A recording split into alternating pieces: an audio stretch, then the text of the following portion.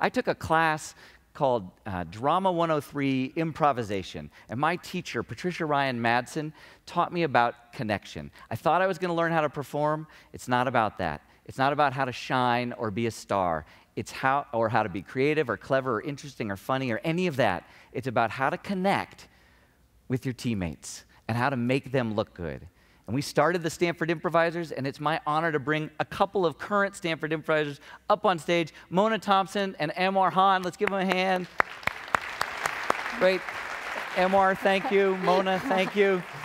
So we have an opportunity to do a mini lecture. Mine is titled Without a Script. So actually, they're going to do the lecture.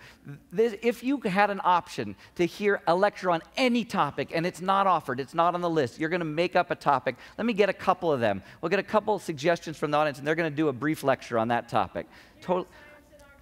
Neuroscience and architecture. Great. Let's hold on to that one. That's choice A. What's another possibility? What?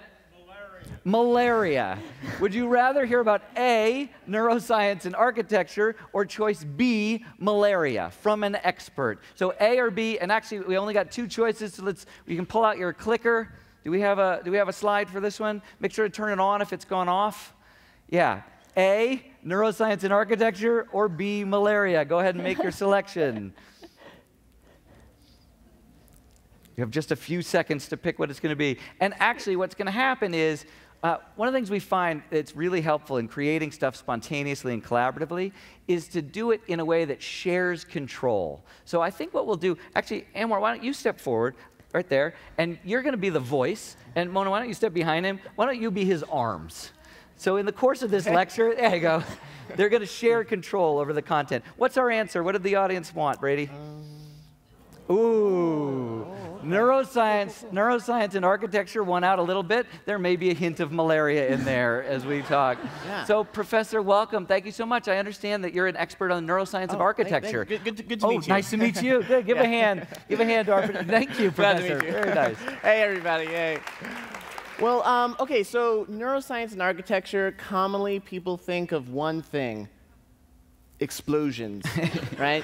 But that's not what we're going to be talking about. The thing we're going to be talking about is actually you and your brains, right? The brain is an interesting thing. A bit of a cheek thing, bit of a face, you know. You got to wonder what's going on inside that skull of yours. And what's going on inside your hearts, you know? And the neuroscience that you find in each and every one of you is actually not just something that you do with your hands. It's not just something that you do with your legs, you know, or your eyes. It's really something that comes from the heart, you know. And you got to put your shoulder into it. So, Professor, I have a question. What's your favorite building that exemplifies the neuroscience of architecture? Oh, wait. Thinking. Yes, it's going to be the Guggenheim. Yeah. Yeah. And why? You know, it's got those curls, the circle things, this bit of a spiral, and then it's really flat at the bottom. Right. So it's just like your brain. Yeah. Actually. Oh, it is like your brain. Yeah. And how does malaria relate to all this? Oh, don't get me started. All right, good. And we'll give him a hand. Very nice. Thank you, Professor. Thank you, Professor. Thank you, Mona. Great. Can we grab these chairs? Thank you, guys.